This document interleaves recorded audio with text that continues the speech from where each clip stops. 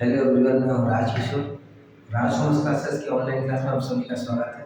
आज हम लोग इस वीडियो में डिस्कस करेंगे हमारे इंटेलेक्चुअल प्रॉपर्टी लॉ का अगला वीडियो। पिछली क्लासेस में हम लोगों ने इंटेलेक्चुअल प्रॉपर्टी क्या होता है ना, क्या क्या कैटेगरीज होती हैं इन पर, और साथ साथ फिर उसके बाद जो दूसरी वीडियो थी उसमें हमने ट्रेडमार्क का हमने कंप्लीटली क्या किया था, स्टडी किया था। इस वीडियो में हम लोग देखने वाले हैं इंटेलेक्चुअल प्रॉपर्टी राइट्स का अगला टॉपिक जो है कॉपीराइट्स पर। किस पर है? कॉपीराइट्स। तो कॉपीराइट्स में वे सारे इंटेलेक्चुअल एसेट्स आते हैं जिनके लिए ऑथरशिप की रिक्वायरमेंट होती है। जैसे एक राइटर ने कोई बुक क्या करी, राइट करी, या किसी सिंगर ने कोई गाना गाया, या तो फिर कोई फिल्म टेलीकास्ट करने वाली कंपनी ने कोई पिक्चर क्या करी, प्रोड्यूस करी।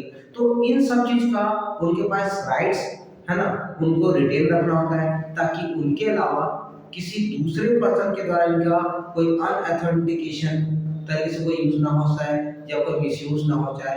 इसके लिए हमको कॉपीराइट्स एक्ट हमको लगाना होता है। तो कॉपीराइट के अंदर कौन कौन सी एसेट्स आती है और इसके लिए कौन सा एक्ट फॉलो होता है, इस लेक्चर में हम लोग देखने वाले हैं। तो कॉपीराइट्स में हमारे पास ये सारे एसेट्स कंसिस्ट होते हैं, या इसके अंडर में ये सारे एसेट्स आते हैं। इसमें ज्यादातर जो एसेट्स होते हैं या मेनली जो एसेट्स हैं, यहाँ पर सीधी बात है जहाँ पर हमको ऑथरशिप की जरूरत पड़ती है ना।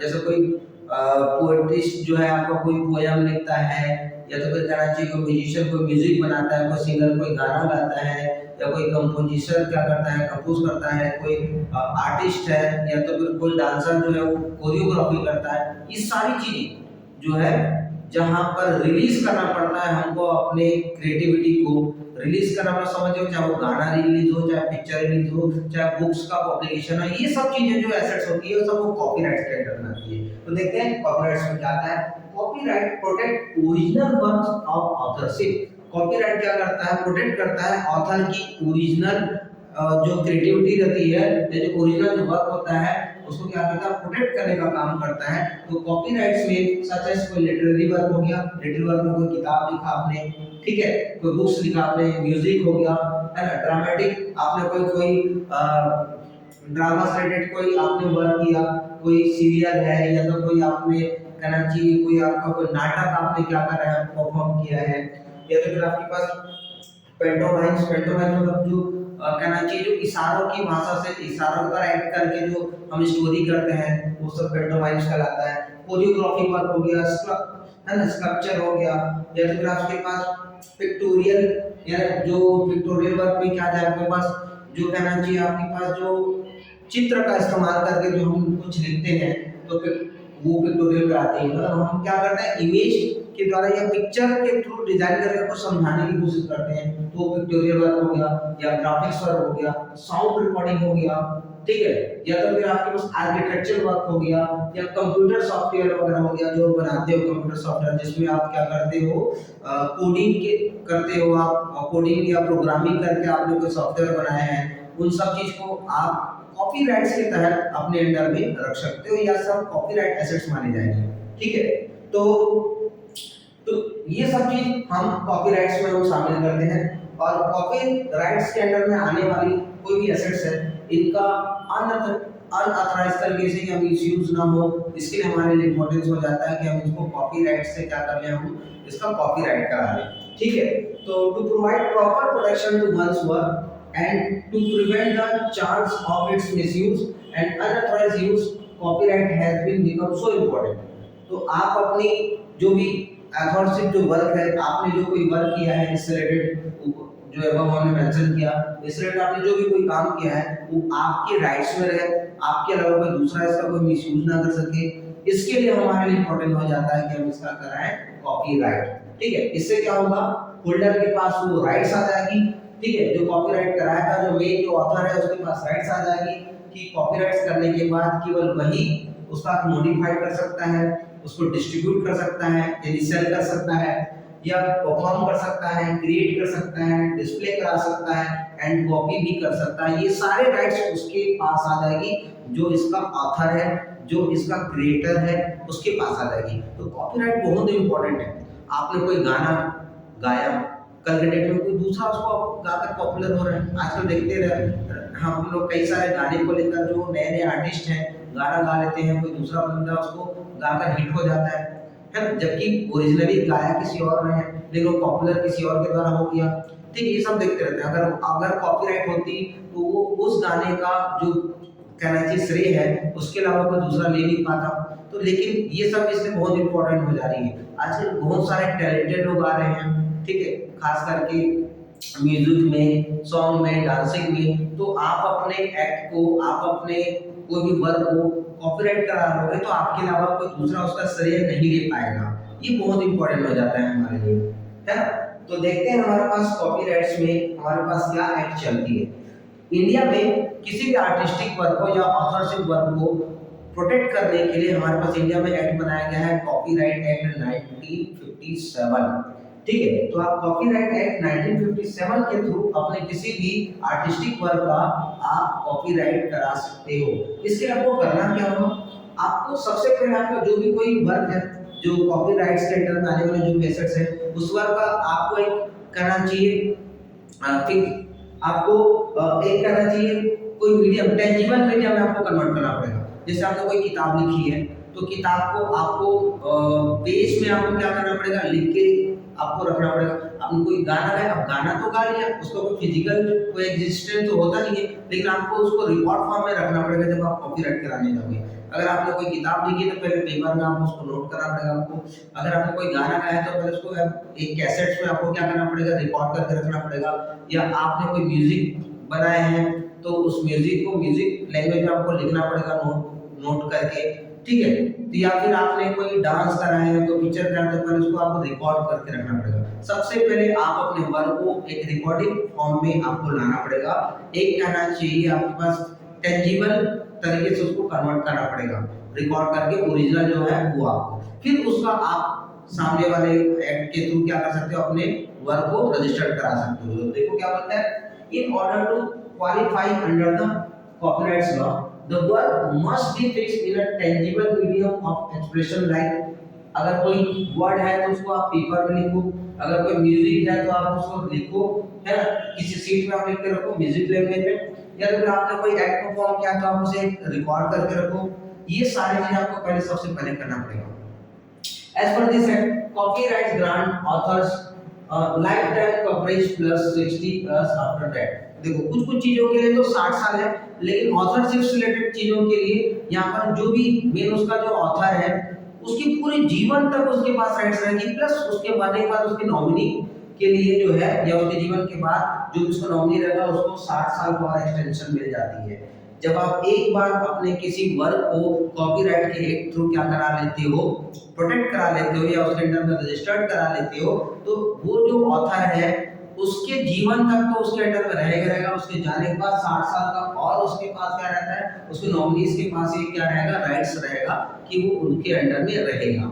ठीक है, तो यहाँ पर है as per copyright act grant authors life time coverage plus 60 years after the death, उसके डेट के बाद 60 ईयर और रहेगा उसके नॉमिनीज के पास।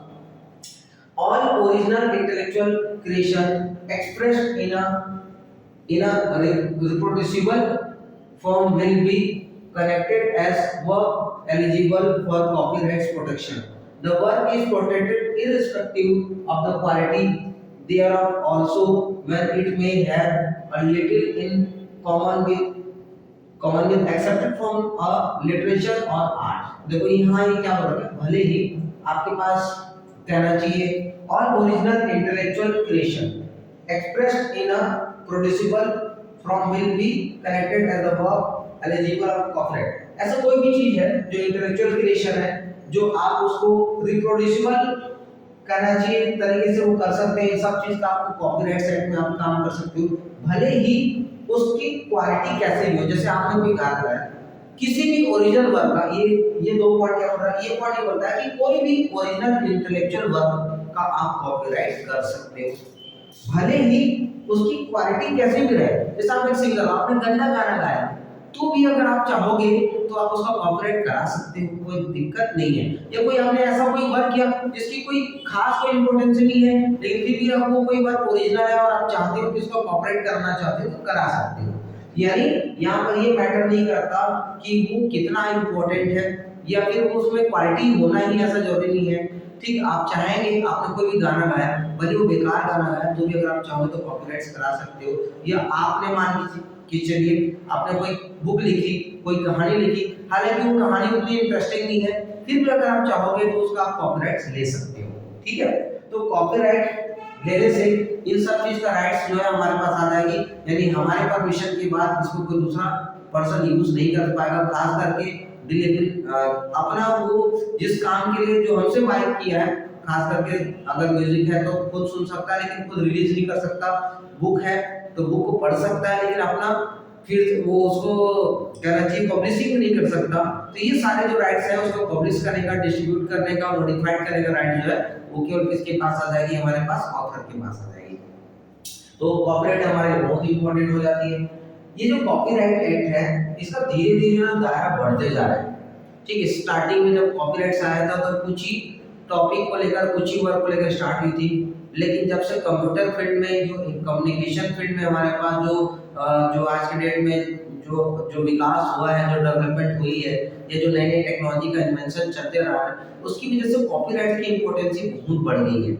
ठीक है, और इसी को लेकर कई बार हमारे ये जो कॉपीराइट एक्ट 1957 है उसमें कई बार अमेंडमेंट हुए ताकि हम जो मेन जो ओरिजिनल क्रिएटर्स है उसके राइट्स को क्या कर सके, प्रोटेक्ट किया कर सकें, और नए नए चीजें जो नए नए जो वर्क जो आते जा रहे हैं उनको भी कॉपीराइट एक्ट में हम शामिल कर सकें। तो कुछ कुछ इंपॉर्टेंट अमेंडमेंट हुए हैं कॉपीराइट एक्ट में जिसको हमको जानना जरूरी है। सबसे पहला जो अमेंडमेंट हुआ है वो 1984 में हुआ है। इंपॉर्टेंट अमेंडमेंट में पहले अमेंडमेंट की बात करते हैं तो 1984। ठीक है, ये जो है कॉपीराइट एक्ट में कई बार हुआ है, मैं जो इंपॉर्टेंट टॉपिक उसको हम डिस्कस कर लेते हैं। 1984 में क्या हुआ, कंप्यूटर से रिलेटेड जो वर्क है, जैसे आपने कोई प्रोग्रामिंग किया, कोई कोडिंग किया, या कोई आपने नया सॉफ्टवेयर क्या क्या बनाया, तो इन सब चीज को भी कॉपीराइट एक्ट में शामिल करने के लिए हमने अमेंडमेंट किया 1984 में। तो 1984 का अमेंडमेंट बेसिकली इंपॉर्टेंट हो जाता है कि कंप्यूटर प्रोग्रामिंग और कोडिंग से रिलेटेड जो वर्क है उसको कॉपीराइट एक्ट में शामिल करने के लिए अमेंडमेंट किया गया था। तो पढ़ते हैं, a vital field which gets copyright protection is the computer industry। Mainly जो ये वाला अमेंडमेंट हुआ था वो कंप्यूटर इंडस्ट्री से होने वाले जो वर्क है उसको प्रोटेक्ट करने के लिए अमेंडमेंट किया गया था। The copyright act 1957 was amended in 1984 and computer programming was included with the definition of literary work। Literary work में जो ऑथरशिप वर्क में कंप्यूटर प्रोग्रामिंग को भी शामिल करने के लिए हमने क्या किया था, ये वाला अमेंडमेंट किया था। The new definition of the computer program introduced in 1994 means a set of instruction expressed in a word, codes or any other form including a machine readable medium capable of causing a computer to perform a particular task or achieve a particular result। वो सारी चीजें जो computer program के लिए programmer को करना पड़ता है, ठीक है, या जो मशीन लैंग्वेज में बनाई गई कोई कोडिंग है, इन सब चीज को भी हमने कॉपीराइट एक्ट के तहत क्या कर लिया, शामिल कर लिया। तो अब से ये भी कोई दूसरा पर्सन ऑथर के अलावा यूज नहीं कर सकता, प्रोग्रामर के अलावा। ठीक है, तो इसका श्रेय उसी को जाएगा। तो इसको शामिल करने के लिए हमने पहला अमेंडमेंट किया था 1984 में। इसके बाद दूसरा अमेंडमेंट हुआ 1994 में। इसके बाद भी कई लोग क्या कर रहे थे, कंप्यूटर फील्ड से रिलेटेड बहुत सारी चीजें अब इन्वेंट होती जा रही है, तो लोग क्या करते थे, पायरेसी वर्क कर देते थे। ठीक है, पायरेटेड वर्क, पायरेटेड प्रोग्रामिंग कर देना, पायरेटेड सॉफ्टवेयर बना देना, ठीक है, डुप्लीकेट बोल सकते हो आप उसको, पायरेसी का मतलब। तो इन सब चीज को प्रोटेक्शन करने के लिए थोड़ा सा और हमने कॉपीराइट एक्ट को स्ट्रिक्टली किया, और साथ साथ कुछ क्या किए, इनके लिए कुछ हमने पनिशेबल वर्क को क्या किया, इस एक्ट में शामिल किया। तो इसके लिए दूसरा जो अमेंडमेंट आया वो 1994 में आया। ठीक है, और कुछ कुछ नए टाइप के जो वर्क आए जिसको हमको कॉपीराइट एक्ट में शामिल करना था, इसके लिए हमने अमेंडमेंट आया 1994 में। तो कॉपीराइट एक्ट 1957 का एक बार फिर से बेटर करने के लिए इसको हमने अमेंडमेंट किया 1994। इसके पहले का हुआ था, बिल्कुल 10 साल पहले, है ना, यानी ये दूसरा अमेंडमेंट का हुआ 85 के 10 साल बाद, सॉरी 84 के 10 साल बाद 94 में। The greatest fear and challenging to the copyright industry is the piracy of the work, whether books, musical work, film, television, programme और कंप्यूटर सॉफ्टवेयर और कंप्यूटर डेटाबेस। ज्यादातर किताबें वगैरह क्या कर दी जाती है, फोटोकॉपी करके या तो कोई डुप्लीकेट बना करके क्या कर दी जाती है ना। हम लोग क्या कर देते हैं, कई लोग पब्लिश करके बेच देते हैं, कोई म्यूजिक जो है उसको डबिंग करके बेचा जा रहा है, या तो फिर तरह की फिल्म वगैरह को देखते हो कि आप लोग नई मूवी आती है वो सिनेमा हॉल से ही क्या कर लेते हैं लोग आजकल, सिनेमा हॉल से शूटिंग करके इधर थिएटर में लॉन्च हुआ रहता है, एक दो दिन रहता है, कई लोग मोबाइल में सिनेमा हॉल में चुपके से जाके कर लेते हैं, रिलीज कर देते हैं यूट्यूब वगैरह में। ठीक है, तो उससे क्या होती है कि जब यूट्यूब में लोगों को फ्री में मिल जाएगा तो फिर देखने कौन जाएगा। ठीक है, या इसके इसके अलावा है कोई दूसरा कोई म्यूजिक है, या तो फिर आपके पास टेलीविजन प्रोग्राम है या कंप्यूटर सॉफ्टवेयर है, इन सब चीज पर बहुत ज्यादा पायरेसी वर्क होने लगी थी। तो इसके लिए हमने फिर से इसको स्ट्रिक्ट करने के लिए अमेंडमेंट किया 1994 में। The special of the infringement of the copyright in computer program, जो मुख्य रूप से जो कंप्यूटर प्रोग्राम में जो उल्लंघन होती थी, इन्फ्रिंजमेंट का मतलब उल्लंघन, कॉपीराइट में बहुत ज्यादा उल्लंघन होने लग गया था कॉपीराइट एक्ट का, या लोग इसका मिसयूज करने स्टार्ट कर दिए थे खास करके कंप्यूटर प्रोग्राम में, has been taken note by the copyright amendment 1994 by interesting a new section 63B, जिसमें मुख्य रूप से कॉपीराइट एक्ट में 63B सेक्शन को क्या किया गया, शामिल किया गया, जिसमें हम लोग कंप्यूटर प्रोग्राम में होने वाले पायरेसी वर्क को क्या कर सके, कंट्रोल कर सके। ठीक है, इसके लिए हम लोगों ने अमेंडमेंट किया था 1994 में। ये जो न्यू सेक्शन है 63B है, वो प्रोवाइड करता है that any person any who knowingly make use of computer of an infringed copy of a computer program will be punishable with the imprisonment of a term of not less than 7 days, which may extended to 3 years, and with a fine of not less than 50,000। ठीक है, to 2 lakh. देखो, अगर कोई person computer programming से related कोई piracy work करता है और पकड़ा जाता है तो उसको कम से कम 7 दिन और अधिक से अधिक यहाँ पर 3 साल तक की सजा का प्रावधान रखा गया।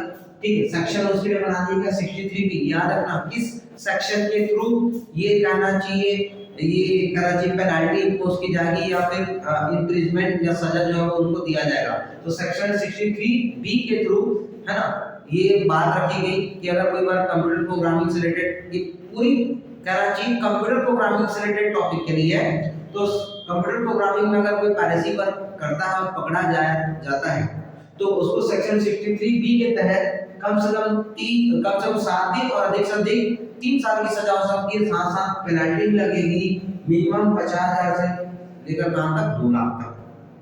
ठीक है, इसमें एक बात और दिया गया है सेक्शन 63B में कि अगर मान के चलो कोई भी पर्सन प्रोग्रामिंग फील्ड में कोई पायरेसी वर्क करता है, पायरेसी वर्क किया उसने, ऑथरशिप के अलावा उसने कुछ मिसयूज किया, लेकिन अगर वो इसका बिजनेस या ट्रेड रिलेटेड वर्क नहीं करता है, उसने पायरेसी वर्क किया लेकिन उसने इसको कॉपी करके या डब करके बेचा नहीं है, यानी इसको प्रॉफिट मेकिंग का काम नहीं लाया है, तो कोर्ट को अगर लगता है कि उसने सिर्फ पायरेसी वर्क किया है लेकिन बिजनेस में या मार्केट में इसका फायदा नहीं उठाया बिजनेस करके, तो अगर कोर्ट चाहे तो उसकी सजा जो है वो माफ कर सकता है। जो 7 दिन से 3 साल तक की जो सजा थी वो छूट हो सकती है, लेकिन उसको पेनल्टी तो देनी पड़ेगी 50,000 से लेकर 2 लाख तक वाली। नीचे लाइन यही बोलता है कि अगर सामने वाला क्या करता है, ठीक है, सामने वाला क्या करता है, अगर कुछ उसमें बिजनेस यूज नहीं किया है, provides to section 63B, however provide that the where computer program has not been used for the game or in course of trade or business, अगर ये जो कंप्यूटर प्रोग्राम का उसने सामने वाले ने पायरेसी वर्क कर लिया लेकिन उसने कोई बिजनेस या ट्रेड वर्क नहीं किया है, तो कोर्ट में at its direction and for reason mentioned in the judgment not impose any sentence for imprisonment and impose only fine up to 50,000। मतलब ये 50,000 तक उसके ऊपर फाइन तो लग जाएगा, लेकिन भले imprisonment जो कारावास है, जेल में जो डालने वाली बात थी 7 दिन से लेकर 3 साल तक वो ना हो, लेकिन 50,000 तक का जुर्माना उसके ऊपर लग जाएगा। ये है हमारा अमेंडमेंट किसका, कॉपीराइट एक्ट का 1994 में। ठीक है, तो यहाँ पर कंप्यूटर इंडस्ट्री में जो प्रोग्रामिंग में जो खास करके पायरेसी वर्क हो रहा था उसको प्रोटेक्ट करने के लिए सजा का प्रावधान को शामिल करने के लिए हमने अमेंडमेंट किया था। पहला अमेंडमेंट ठीक है, कंप्यूटर प्रोग्राम को कॉपीराइट्स में शामिल करने के लिए 1984 में। दूसरा अमेंडमेंट 1994 में कंप्यूटर प्रोग्राम पर जो क्या है पैरेसी वर्क करेगा तो उसके लिए पेनल्टी इम्पोज करने के लिए और इन्फ्रिंजमेंट के लिए। ठीक है, तीसरा अमेंडमेंट हुआ 1999 में। ठीक है, इसमें क्या किया गया, द कॉपीराइट एक्ट 1999, इसमें इंटरनेट से रिलेटेड या जो और टेक्नोलॉजी से रिलेटेड, आईसीटी से रिलेटेड जो और नई नई चीजों को इसमें शामिल करने के लिए अमेंडमेंट हुआ था। खास करके इंटरनेट और कहना चाहिए कोई गैजेट्स होती है, गैजेट्स मतलब आपका मोबाइल हो गया, आपका पीसी हो गया, लैपटॉप हो गया, इस गैजेट्स में जो कहना चाहिए सामने वाला जो मेकर है उसमें प्रोग्रामिंग को क्या कर सकता, सॉफ्टवेयर जो अगर आती है, जैसे मोबाइल में भी सॉफ्टवेयर लगे होते हैं या आपके पास, उसको वो सेल कर सकता है उसके साथ। उसके लिए अलग से उसको ऑथर से परमिशन नहीं लेने के लिए, इसमें छूट पाने के लिए इसको आपको क्या किया था 99 में ये अमेंडमेंट किया गया था। तो कुल मिलाकर गैजेट्स में सॉफ्टवेयर पर यहाँ पर छूट देने के लिए, सॉफ्टवेयर की सेलिंग की छूट देने के लिए ये अमेंडमेंट लाया गया था। The copyright amendment act 1999 made it free for purchaser of gadget equipment to sell it onward if the item being transacted is not the main item covered under the copyright act। अगर मान के चलो खास करके यहाँ पर कोई gadget equipment है, तो गैजेट इक्विपमेंट मतलब आप मोबाइल जो डिस्प्ले से रिलेटेड जो भी आपके पास प्रोडक्ट होती है, मोबाइल, टैबलेट, लैपटॉप, ठीक है, तो ये कंप्यूटर वगैरह हो गया, इन सब चीज के जो प्रोड्यूसर है अगर वो कहना चाहिए परचेस करते हैं किसी सॉफ्टवेयर को या तो फिर उसके कोई और दूसरे जो पार्ट्स हैं, तो वो चाहे तो इसको क्या कर सकते हैं, सेल कर सकते हैं। इसके लिए अमेंडमेंट आया था। वो उसके लिए उनके जो ऑथर हैं उनसे परमिशन लेने की जरूरत नहीं है।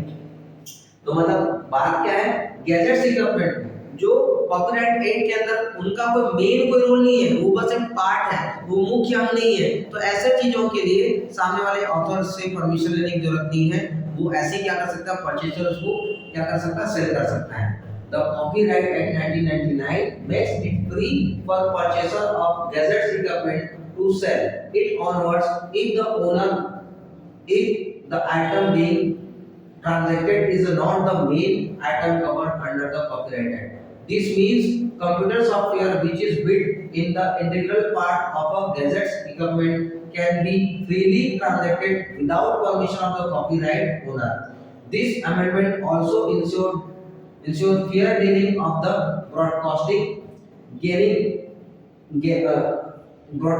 gaining popularity with the growth of the internet. With this amendment, India has updated to the act to meet the concern of the copyright industries, mainly consisting of book industry, music industry, film and television industry, computer industry and the database industry। तो ये वाला जो amendment हुआ था मुख्य रूप से क्या हुआ था, गैजेट्स इक्विपमेंट में जो सॉफ्टवेयर अगर इस्तेमाल होते हैं जो एक्चुअली प्रोडक्ट का मेन पार्ट नहीं होता, उसके लिए आप अलग से ऑथर से परमिशन लेने की जरूरत नहीं है। कॉपीराइट होल्डर को आप उसको सेल कर सकते हो। साथ साथ इनमें कई सारे इन प्रोडक्ट पर बुक इंडस्ट्री, आपका फिल्म इंडस्ट्री, टेलीविजन इंडस्ट्री में कुछ और नए नए चीजों को अमेंडमेंट करने के लिए लाया गया था। अब इसके लास्ट जो अभी लेटेस्ट जो अमेंडमेंट है ये अपना कॉपीराइट अमेंडमेंट एक्ट 2012 है। इसमें मुख्य रूप से कॉपीराइट से संबंधित जो पब्लिसिटी है उसको बढ़ाने के लिए, लोगों में अवेयरनेस जागरूक करने के लिए कुछ प्रोग्राम को जोड़े गए थे, इसके लिए अमेंडमेंट आया था। The Copyright Act 1957 amendment in 2012 with the object of making certain changes for clarity, to remove operational difficulties and also to address certain newer issues that have emerged in the context of the digital technology and the internet। तो ये वाला amendment जो 2012 में amendment हुआ था, एक तो copyright act के जो एडमिनिस्ट्रेशन वर्क है उसको थोड़ा आसान करने के लिए कुछ कठिन टॉपिक को रख दिया गया था, जिसके एडमिनिस्ट्रेशन करना थोड़ा सा मुश्किल जा रहा था।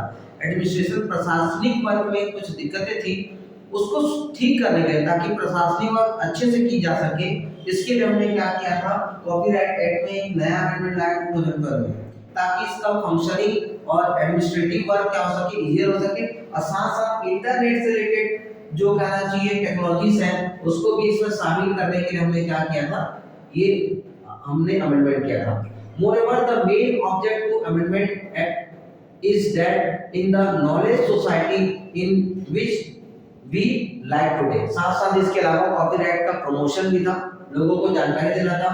It is imperative to encourage creativity of the promotion of the culture of the enterprise and the innovation so that creative people realize their potential, and it is necessary to keep pace with the challenges for a fast growing knowledge and the modern society. Modern society में लोगों को copyright का महत्व बताने के लिए या awareness जागरूकता लाने के लिए और लोगों को कॉपीराइट से संबंधित नए नए क्रिएटिविटी को कैसे आपको वर्क करना है, तो इससे संबंधित कुछ प्रावधान जोड़े गए थे ताकि लोगों को जागरूकता किया जा सके. तो ये इसके लिए क्या किया गया था, अमेंडमेंट लाया गया था 2012 में. तो ये थे हमारे पास चार इंपॉर्टेंट अमेंडमेंट. पहला अमेंडमेंट हुआ था 1984 में. 10 साल बाद 1994 में हमने दूसरा अमेंडमेंट किया था. 1994 में दूसरा अमेंडमेंट हुआ था 1984 था और ये 1994 है. थर्ड अमेंडमेंट हुआ था 1999 में और ये इंपॉर्टेंट अमेंडमेंट हुई थी 2012 में. इसके बाद देखते हैं हम लोग कि ये जो कॉपीराइट्स है इसमें कौन कौन से क्लास बनाए गए. ठीक, जैसे ट्रेडमार्क में भी था क्लास, करीबन 1 से 45 तक की क्लास थी, जिसमें से 1 से लेकर 34 तक की क्लास जो है वो गुड्स से रिलेटेड प्रोडक्ट की थी और 35 से लेकर 45 तक सर्विस से रिलेटेड कैटेगरी करने के लिए हमने किया था, है ना. तो वैसे ही यहाँ पर कॉपीराइट्स में अलग अलग वर्ग के लिए अलग अलग क्लास बनाए गए हैं. तो कुछ इस तरीके से कॉपीराइट एक्ट में क्लासेस हैं जिसके थ्रू आप अपने ओरिजिनल वर्क को प्रोटेक्ट कर सकते हो कॉपीराइट एक्ट के अंदर. ठीक है, एक आपके पास ओरिजिनल लिटरेरी वर्क है. ठीक है, दूसरा ड्रामेटिक सेक्शन है. ठीक है, जिसमें आप कोई भी ड्रामेटिक वर्क जो आप करते हो उसको आप वर्क करा सकते हो. म्यूजिकल वर्क में आपके पास बहुत सारी चीजें आती है, उसमें म्यूजिक से रिलेटेड में उसमें म्यूजिक हो गया, उसका ग्राफिक म्यूजिक का जो ग्राफिक नोटेशन है वो हो गया. ठीक है, या कोई भी आप कहना चाहिए कोई संग किया, कोई सॉन्ग किया या फिर परफॉर्म किया है म्यूजिक, ये सब चीज को आप थर्ड जो कैटेगरी ऑफ म्यूजिक का. तो पहला कैटेगरी है आपका किसका, ओरिजिनल लिटरेरी. ठीक, लिटरेरी मतलब साइंटिफिक वर्क जो आप लिखने का काम करते हो, बुक्स वगैरह जो आप लिखते हो उस सब चीज को आप इस ग्रुप में डालोगे. ड्रामेटिक वर्क है, म्यूजिकल वर्क है, आर्टिस्ट वर्क है, लाइक आपके पास कोई पेंटिंग किया, आपने कोई स्कल्पचर किया, कोई ड्राइंग किया. ठीक है, ये सब आ जाएगा. और उसके बाद सिनेमेटोग्राफी, कोई पिक्चर अगर आपने कोई रिलीज करी है तो उसको आप इस कैटेगरी में आपको जाके क्या करना पड़ेगा, उसको रजिस्टर्ड कराना पड़ेगा. साउंड रिकॉर्डिंग का काम है. ठीक है, कोई आपने साउंड रिकॉर्ड करा है उसको आप इसमें कर सकते हो. तो इतने कैटेगरी में हम लोग क्या कर सकते हैं, कॉपीराइट ले सकते हैं. जो हमारा वर्क है वो जिस कैटेगरी से बिलोंग करता है उस कैटेगरी में जाके उनको क्या करना पड़ेगा, रजिस्टर्ड करना पड़ेगा. वापस एक बार देखते हैं, original literary, dramatic work, musical work, artistic work और सिनेमेटोग्राफिक ग्राफ और आपका आ जाएगा साउंड रिकॉर्डिंग. नेक्स्ट है हमारे पास, अगर हम कॉपीराइट्स एक्ट में प्रोटेक्शन लेते हैं या हम रजिस्टर्ड कराते हैं अपने ओरिजिनल वर्क को, तो ऑथर को क्या क्या प्रोटेक्शन मिलेगा. सबसे पहली बात, ऑथर की लाइफ प्लस लाइफ के बाद 60 साल तक हमको उसका राइट्स हमारे पास रह जाएगा. केवल ऑथर ही उसको मॉडिफाइड कर सकता है, केवल ऑथर ही उसको क्या कर सकता है, पब्लिश कर सकता है, डिस्ट्रीब्यूट कर सकता है. ठीक है, या किसी दूसरे को यूज के लिए दे सकता है, कोई दूसरा पर्सन नहीं. इसके अलावा और जो मेन बातें हैं वो देखते हैं यहाँ पर क्या क्या प्रोटेक्शन मिल जाएगा. Copyright protect the rights of the author's that is creators of the intellectual property in the form of the literary, musical, dramatic and the artistic work and the cinematograph, film and sound recording. The following rights are protected. ये सब rights author को मिल जाएगी. क्या, पहला, reproduce the work, उस goods को नया और फिर से बनाने का, जैसे रिलीज करने का या छापने का अधिकार उसके पास रहेगा, रिप्रोड्यूस करने का. Issue copies of the work to the public, public को इशू करने का अधिकार उसके पास हो जाएगा, वही पब्लिक में डिस्ट्रीब्यूट कर सकता है, सेल कर सकता है. Perform the work in publish, अगर मान लो कोई डांस या कोई एक्ट से रिलेटेड कोई वर्क है तो केवल वही पब्लिक के सामने परफॉर्म कर सकता है. आजकल डांस स्टेप का भी हम क्या करते हैं या कोरियोग्राफिक स्टेप का भी हम क्या करते हैं, कॉपीराइट ले सकते हैं. तो जिस पर्सन ने कॉपीराइट लिया है उसके अलावा कोई दूसरा पर्सन पब्लिक के सामने परफॉर्म नहीं कर पाएगा, केवल उसी को ये अधिकार रहेगा. Communicate the work to the public, ठीक है, केवल वही पर्सन कम्युनिकेट कर पाएगा. में सिनेमेटोग्राफी, फिल्म और sound recording in the respected of the work, अगर कोई पिक्चर वगैरह उसने बनाई है या उसने साउंड रिकॉर्ड करके रखा है तो वही क्या करेगा, उसको रिलीज करेगा या पब्लिश करेगा। Make any translation of the work, अगर उसका ट्रांसलेशन करना है, जैसे मीडियम उसको चेंज करना है, उसने कोई इंग्लिश में कोई बुक लिखी है तो अगर उसको हिंदी में छापनी है या कोई दूसरे लैंग्वेज में लाइक मराठी, बांग्ला, अलग अलग लैंग्वेज में अगर उसको ट्रांसलेट करना है तो ऑथर के अलावा कोई दूसरा पर्सन नहीं करेगा, केवल ऑथर के पास ये राइट्स रिजर्व रहेंगे। Make any adoption of the work, ठीक है, लाइक आपके पास conversion of dramatic work into the dramatic, जैसे मान लो हमने लिखी बात को, हमने बुक छापी, स्टोरी लिखी, अब उस स्टोरी का हमको क्या करना है, कोई एक्ट करना है, उस स्टोरी को क्या करना है अपने को, कहना चाहिए आपको, स्टोरी तो मान लो सामने वाला लिखता है, लेकिन उस स्टोरी को परफॉर्म करना है, एक्टिंग करके कोई सीरियल बनानी है मान लो चलो, तो वो उसी के परमिशन से होगा या उसी के पास उसका राइट्स रहेगा, दूसरे पर्सन के पास नहीं होगी, या तो उससे राइट्स लेनी पड़ेगी तभी हो पाएगा।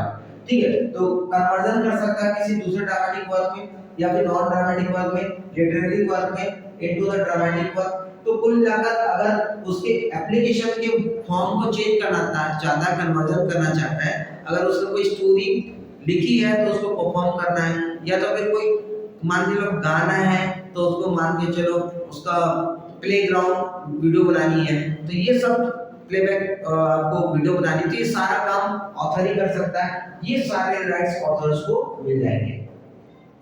तो ये सारे फायदे हमारे पास कॉपीराइट्स कराने का। तो आज के वीडियो में हम लोग कॉपीराइट से रिलेटेड इतनी बातें करते हैं, छोटा मोटा और कुछ टॉपिक है कॉपीराइट से रिलेटेड, उसको हम लोग देखेंगे हमारे अगले वीडियो में। तब तक के लिए थैंक यू वेरी मच।